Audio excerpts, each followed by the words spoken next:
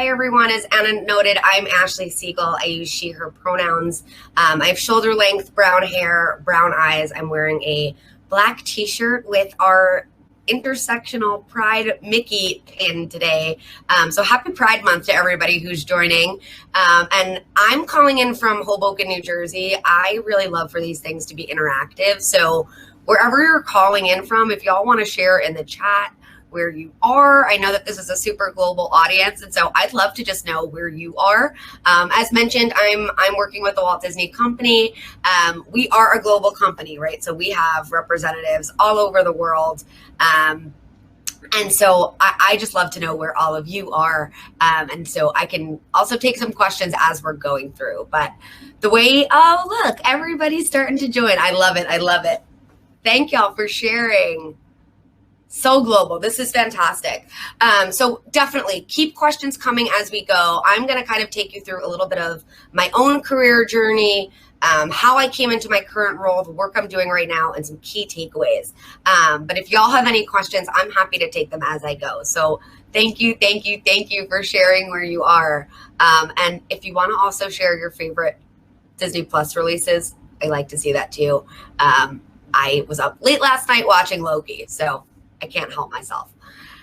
Anyway, it's really nice to be following Dr. Anderson. It was really fantastic to hear her talk right before this. I think having that reminder that we work to live, we don't live to work, is something that we all need to hear. I definitely need to hear it. So it was really nice to be prepping to speak with you all this morning and hear that reminder that we can all be taking over that leadership role, whether we are dealing with a difficult leader or difficult direct reports. It's really all part of us to be part of that, to be influencing how we move forward. And so for me, that was all a work in progress. I didn't come into this work knowledgeable. I think this is all a work in progress. The work in diversity, equity, and inclusion is work that we are always learning on. I mean, I just like thousands of others finished the certificate program that the University of South Florida just offered. And it's been amazing to see what everybody's been sharing on LinkedIn as they've all been completing that as well. And there are folks that are leaders in this space that have taken that class and folks that are just entering this space that have taken that class. And I think it's just one of so many great opportunities that are out there where you can just continue your learning. And so it's nice to be on this stage to be talking about that with all of you today. So for me, as mentioned, I'm coming to you from New Jersey. I grew up here. I am a New Yorker. So always been in this area of the Northeast in the US. I went to school for journalism and religious studies. So I have no idea how I ended up here, but I think it really goes to show that follow the things that you're interested in, whether that's in your career, whether that's in your schooling. I know there are probably many of you who are out there who are still in schooling or thinking about going back to school. Study the things that are important to you, that resonate with you, that excite you, because otherwise you're going to tune out, whether that's in your education or your work. So for me, I studied journalism, I studied religion. I loved to study both of them. I thought they were fascinating. And I also knew that they would probably not lead to what my career would be. And so when I was finishing up school, I was applying anywhere that was remotely related to any of that. My journalism degree I did with a sports concentration. And so coming out of that, I actually ended up at Major League Baseball's internet presence, Major League Baseball Advanced Media. I had no experience in tech, little experience in sports. They trained me fully from the ground up. And when I got there, I realized I'm one of very few women around. I'm one of very few queer people that I was aware of. There was no way to visually show that I was part of the LGBTQ community. I had no idea if anyone else around me was Jewish. I had no idea anything, right? Because it was a big culture that was focused on coming in, getting the work done, and being really focused on that groundbreaking technology. And I think when we're in tech, it's really easy to get into that funnel of focusing just on what you're creating, what you're doing, and not having those conversations around the work, not getting, to know your teams or your leadership or your key stakeholders, the other teams that you're working closely with. And so as I started to build that, I started entry level. I was working nights, weekends, holidays, you name it. I was there and counting pennies while I was.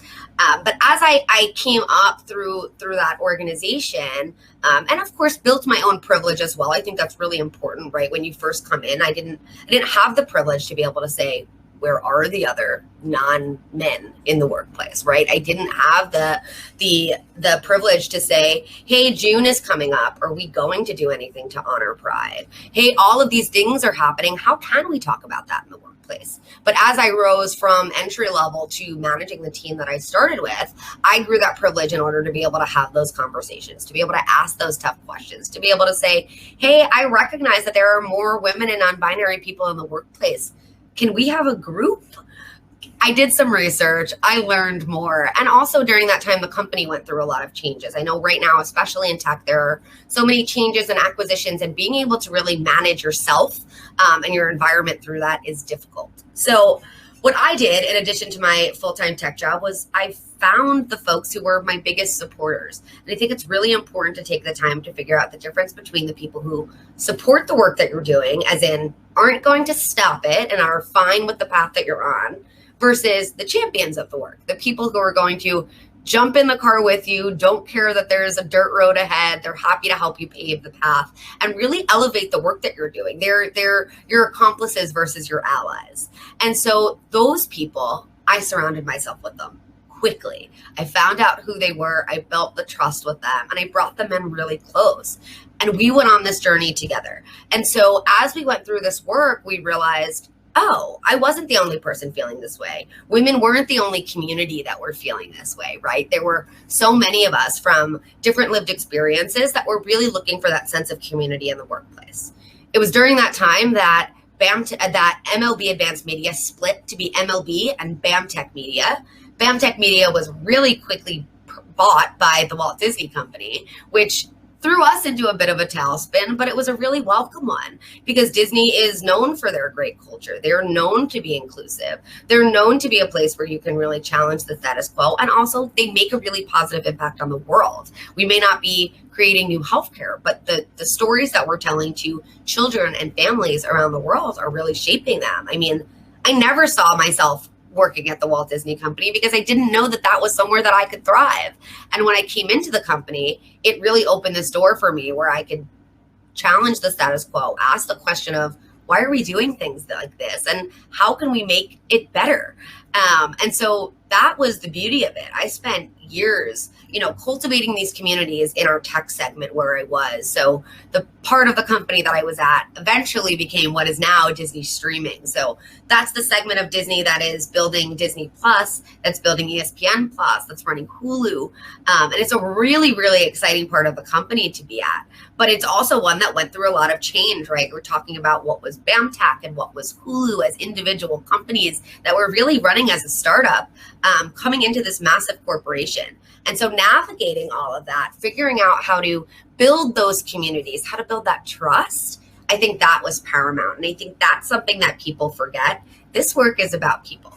So start to build those relationships. If doing it in big group settings isn't working, find the time for one-on-ones. I constantly am looking for how can I find time to have 15 minutes with someone else to build my network, to build their network, to say, you know what, here are 2 or 3 other people that you should be connected with, either across the company or within this space that can really help build your repertoire of what you've learned, what you know, and where you're at. And so for me, it was years of, I knew, first of all, that I wanted to do the one thing that I encourage women in tech not to do, which is leave tech. But I was doing it in order to bring more women, more underrepresented demographics, more people of underrepresented genders and backgrounds and ethnicities into technology. And so for me, when it was really clear that I wasn't going to be able to do exactly what I wanted to do where I was, which was years of trying, I think something that we forget in this space is that you have to try things many, many times, but you also have to realize when you're not going to break through that wall, when running into the brick wall over and over again is only hurting you and your community and isn't going to get anywhere. It's not going to change it. You have to do a course change. And so for me, it was a tough moment to stop and say, all right, let's do this a little bit differently. And thankfully, one of those champions, as opposed to supporters that I was referencing, was a partner of mine in another area of the company, actually at our corporate or enterprise level, who came to me and said, the work that you're doing is important and let's do it together. And so I was brought in to help lead the outreach and engagement strategy at the company, which is what I'm doing now. It was not easy. It was after, as Anna mentioned in the opening, it was 10 years in the industry of doing this work. It was probably 3 or 4 years of knowing that I really wanted to be coming into the DEI space formally, figuring out what that meant, how I could make a broader impact, until there was, the opportunity to take this new role. And I think that was hard for me because I loved being in tech. I loved being in that small tech segment where I knew everyone. I will definitely get to that question about the LGBTQ community in just a second, Nicole, because that's an awesome question. And so knowing when to stop pushing and knowing when to do that pivot was really essential for my success. And so when somebody decided that they were going to champion me, I had to go for it. It was a risk. It was scary. But I came into this work and I was able to really take the things that I've learned and embrace them and use them for the broader impact. And so it's been beautiful getting to build this work. I've seen a bunch of names here in the chat that I recognize. We're putting on events now that are aligned to our different communities, that are aligned to different heritage and observance months. And we're doing it openly for the community and inviting everyone in. And so it's been really amazing to take the things that were important to me. The work that I'm doing now is, like I said, focused on expanding our representation in the tech community. And it's been really just a gift to be able to be part of it. But to the talk before mine, boundaries. If you can't set them for yourself, you certainly will not be able to model them for others. As my team is expanding, that's something that, let's be honest, I'm struggling with. I am someone who works a lot and I love my work. And so it's really tough to set those boundaries, but I have to. So I'm blocking my calendar from 8 p.m. to 8 a.m. Eastern time. My calendar says out of office. Not that I'm going to be working 8 a.m. to 8 p.m. every day, but it leaves a limited block where people can schedule time with me. It leaves a limited block where I know outside of those times, I'm out of my office. I'm off my computer, and I'm doing things to refill my cup, because I think the most important thing when it comes to DEI work is that you remember you can't pour from an empty cup. And I think oftentimes we really, really try to do that because we're trying to give all we can of ourselves to support the communities, but we can't if we're not supported ourselves. So take care of yourselves, take care of the people around you, set those boundaries because you're modeling them for the people around you. But I think when it comes to inclusion work, trust your gut, fight for the things that you really believe in. And when it seems like you can't, when you've exhausted all your options, it's okay to make a pivot because your gut is going to be the strongest info here. So I just wish you all the best of luck. I'm going to get to some questions now. So if you have them, please add them to the chat. I also wanted to mention I'll be in the Disney Expo booth right after this. So if y'all want to chat, connect, learn anything more about the Walt Disney Company, chat about roles, I'm going to head over there right after we finish this. But let me get to some questions. So Nicole asked, what did you find is the best way companies support the LGBTQIA community, best practices? So I think this is such a great and timely question right now, right? The big thing on social media I know is everybody's upset with rainbow washing. And, for me, I think it's really interesting. So I agree if companies are out there, profiting on our community, if they are putting rainbows all over, like literally my background looks like right now, but not actually doing the work to support the community, or the work isn't coming from the community ourselves, I think that's really problematic. And I totally understand the fervor that's out there. But on the other hand, as someone who's, in addition to my day job, I like to say my day job and my gay job of leading, the work of our Pride Month activations throughout the Walt Disney Company right now. And so for me, I'm not doing that as my full-time job. I'm doing it as an employee who's part of the community and knowing the importance. And we're a large group of global employees. Our Pride Advisory Group, as we call it, our leads within the community all over the world. So we have representation across the United States, across Latin America, in Brazil, and Argentina, in Shanghai, in London and Manchester and Amsterdam, all the way out to Australia. Our latest employee resource group for Pride launched in India this year. So it's a really global community. And I think the beauty of it is that we're the ones pushing for the things. If you see Disney going rainbow anywhere, it's because we've been urging it. It's because we've been asking for it. It's because we recognize that our standard rainbow Mickey was not inclusive enough. And so we adjusted it for this year, and it has the progressive Pride colors. And I think as long as that work is being driven by the community, whether it's Pride, whether it's Black History Month, Women's History Month, any of these observance and heritage months, any of these external celebrations, I think as long as the community is being supported, I think as long as money is going to nonprofits, we're huge partners within the LGBTQ community with GLAAD, with Glisten, with the Trevor Project. We work with Out in Tech and Lesbians Who Tech and all of these fantastic organizations that really support the community. We're also doing, work to make sure that our healthcare is supportive of the community and that it's easy for our folks who are part of the trans community to transition without anything within work to be even more difficult on what they're going through at the moment. And I think all of that work means that if our logos go rainbow, or we're sharing our rainbow Disney collection, which by the way is designed by a member of the community, that it's great and it's a celebration. If I, as a kid, saw more rainbows on the Disney Channel, I think it would have helped me come out earlier in my life. And so I think best practices are obviously making sure that the impact is there first, making sure that you're supporting nonprofits in the community, but also making sure that all of the work is really being driven by members of the community specifically, because I think that's what makes it really authentic. Let's see, other questions. How do we expand D&I efforts to include neurodiverse? That is such a big question and conversation in the community right now. You're right.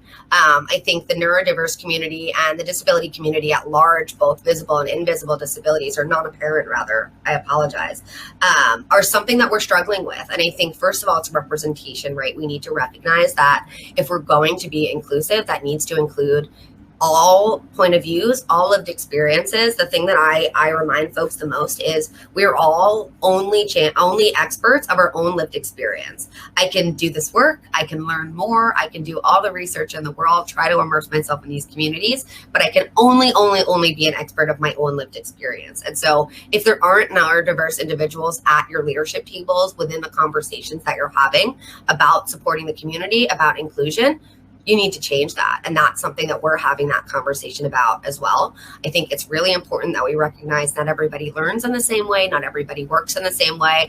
And that goes for folks within the neurodiverse community. It goes for folks of all different backgrounds, of all different non-apparent disabilities.